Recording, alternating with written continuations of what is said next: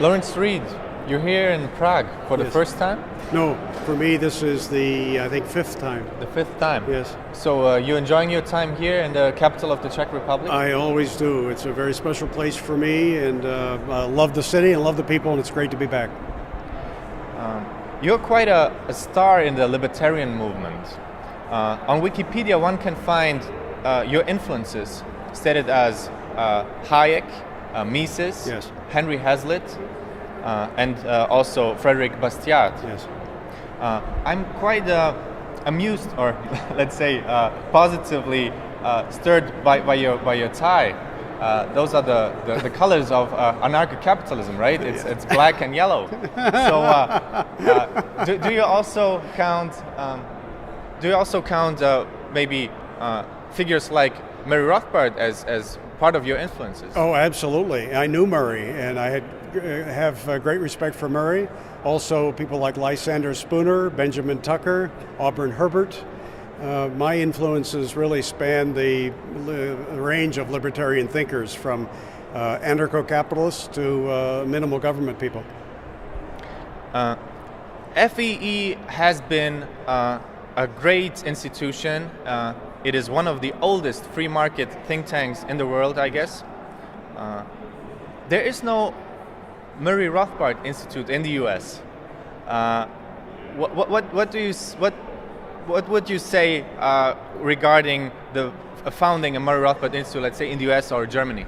Oh, I think it would be fantastic. I think any institution that devotes itself to giving a wider hearing to the teachings of Murray Rothbard would be terrific. I think it's probably very needed. It seems to me there may be a Rothbard Institute elsewhere. I think there's one in Belgium, but we need more. That's correct. There's one in Belgium, there's one in Germany, just to be founded, actually. Okay, yes. Fantastic.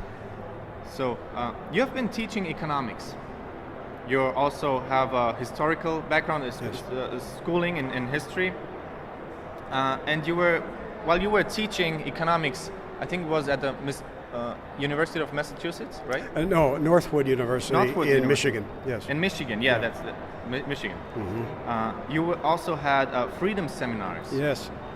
Could you say something about your freedom seminars? Were they kind of inspired by those famous Mises seminars in Vienna? Oh, I started them in 1978. And although I can't say that Mises' seminars were an inspiration, Mises himself certainly was. One of the speakers that I had right at the beginning and for years was Hans Sennholz, who was a German and ended up in America in the 1950s and being an economist at Grove City College. He was one of 4 professors who earned their PhDs under Mises, and he was a great influence on me. We're here at the European Students for Liberty European Conference. It is the biggest conference now recorded, actually, by the European Students for Liberty.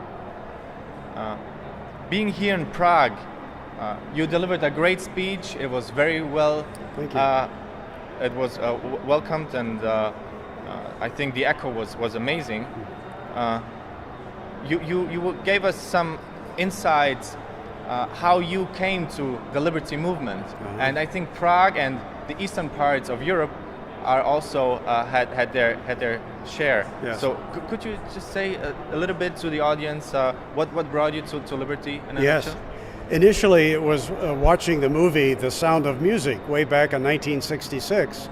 The focus of that movie, of course, was on Austria. And I saw it. I think it was the first time that I realized that people in other parts of the world did not live as freely as we did. And I wanted to know more about the history of Eastern Europe as a result of that movie. And then 2 years later, with the coming of Prague Spring, I watched events in Czechoslovakia very closely. And when the Soviets invaded, it activated me. I got involved in a demonstration against the invasion, joined a youth group called Young Americans for Freedom, and began my journey in reading great works on liberty from authors from all over the world. You are not only well read, you also traveled the world quite a lot. You went to, not to join, but to report about the Contras in Nicaragua, yes, if I'm well informed? Five times. Five times? Yes. You also went to Mozambique, Yes. right? Yes, twice. with the FMLR? No, with Renamo, Oh. the resistance to the communist government in the early 1990s. I spent a couple of weeks living with the guerrillas, the anti-communist guerrillas in the bush in Mozambique. Those experiences, did they have an impact on your perception of liberty and the fight for freedom? Oh yes, they deepened my appreciation for the struggles of people all over the world. When I saw these brave people in places like Mozambique giving every ounce of energy, taking every conceivable risk simply to be free, that was the most inspirational thing I could imagine. And so it's had a tremendous effect on me, and it gives me a sense of kinship with all people who struggle against tyranny in the world. Your talk, which has the title "Does Liberty Need Heroes?" and which was very well received, raises the question: Do you regard yourself, sir, a hero of liberty? And given that we might all answer this question with a yes, who might come closest to you? I don't regard myself as a hero, because I think one of the traits of a hero has got to be humility. So I'm a very humble person. I realize that as much as I may know, there's still a universe of knowledge I don't know. As whatever I've done is tiny compared to the efforts of so many other people. I just do what I can on behalf of a noble cause. But when I think of the people I talked about tonight, I think they are the heroes, not me. I just write about these things. Another great proponent with a similar sounding name as you have, sir, Leonard Reed, yes, wrote I Pencil. You were referring to it during your speech. What does it? I mean, it takes a lot to create a pencil. That's what we learn out of that story. What does it take to create a liberty movement? To create a liberty movement, I think there has to be a vanguard of intelligent, passionate, informed, persuasive people, especially young people, who are willing to present the case as best they can in every venue where they have an opportunity. That means we have to have an educated, passionate cadre to go out and spread the message as if they were apostles of liberty, and get other people excited about these ideas. You also mentioned that a timid people cannot be free. Yes. So this also raises the question whether timidity or a unfree society is depending on each other. So what comes first? The state of being not free or being timid? So what comes first, egg or hen? Egg or hen? This is the question. How to break a vicious circle where you have unfree, timid people, and how to create a freer society? Yes. I think historically, when you look at people who have not been free, but then at some point rose up and demanded their freedom at great sacrifice, you'll find that they may have started out as timid people, as very tolerant people, who could withstand a great deal before they rose up. But at some point, if oppression continues and is not relieved, a people of solid character will stop being timid and will cross that threshold, lose their fear, and stand up for what is rightfully theirs. Every people has to make that decision for themselves as to when that point is reached. But at some point, if you're to be free, your timidity must give way to courage. So you gave also a very optimistic prospect regarding freedom. Where do you see the freedom movement in the year 2030 vis-a-vis the societies in the Western world and also in the rest of the world? Where are we heading? Where do you see the world in 2030? I'm an optimist, and I see many signs, especially among young people, that ideas of liberty are really having a great resonance with them. Young people are interested in things like technology, entrepreneurship, and going as far as their talents can take them. They're not interested in following orders from some presumptuous central planner. So I think the ground is fertile for liberty to advance. There may be moments where we retreat, but the advance, I think, is going to be inexorable. And by 2030, I'm pretty confident that we'll look back and say, yeah, there were some dark times not so long ago, but good people continue to spread the good word about liberty, and things came together, and lots of places now are freer than they've been in generations. I'm very optimistic for that. What is your advice you would give young folks? Should they take the political path, or also FEE is involved in start educating their peers, or what are the best steps actually to make freedom possible? Well, I think no liberty advocate should stop their efforts at education. Whatever career path you choose, I think self-education and educating others must always be a part of your life. But whether you choose to take what you've learned and pursue a political path, or maybe journalism, or teaching, or whatever, I can't, as a third party, tell people which is best for them. That's a personal decision. Each advocate for liberty has to decide, where are my talents? Where am I best at applying my talents? If it's politics, more power to them. Just be careful not to let the temptations of politics erode your principles. But it otherwise can be a noble profession if you use your time there to advance liberty. But people who choose other career paths, education, or whatever, or maybe a productive business career, but then earning money that they use to help support those who advance liberty, all of that is very noble, and it's a very personal decision.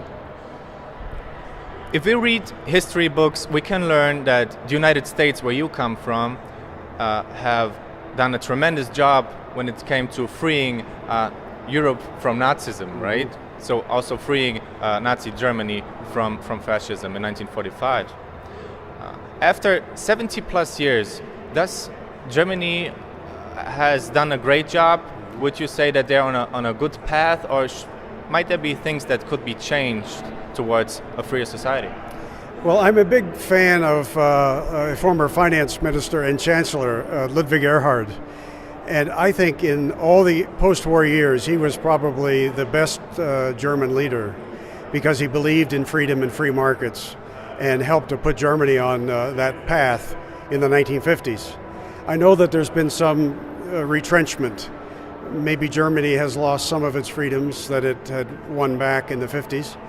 But I understand there's a vibrant libertarian movement among Germans, so I'm optimistic there too. I don't follow German politics closely enough to give you a very informed opinion, but I'm optimistic for virtually every part of the world. So I wish Germans the best too in carrying the future towards more liberty.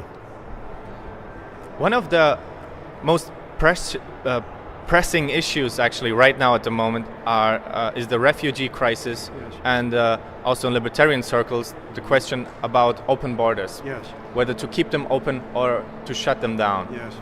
What is the libertarian approach in your view, sir? I think the libertarian approach is that it starts from the assumption that people themselves are not the problem.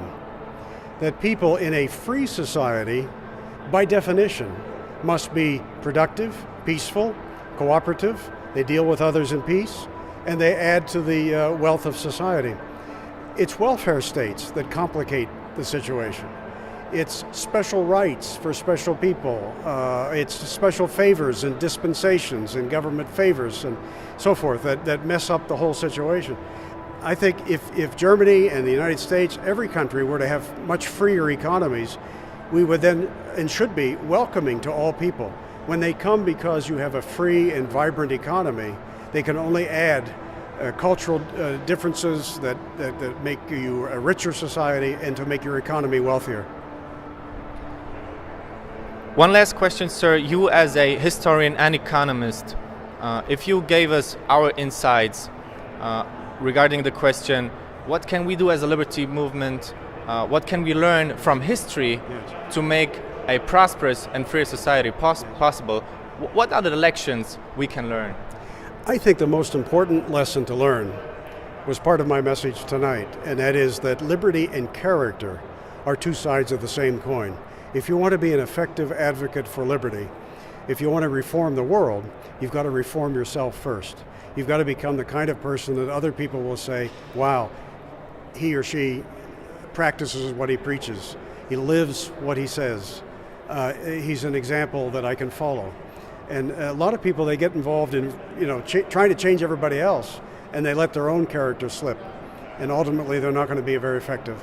So be a shining example in everything that you can do, in your personal character, so that others will seek you out and say, why are you like you are? What is your message? Tell me more about the things that interest you. And then you have an opportunity, as a good example, to teach them about liberty. Be a shining example.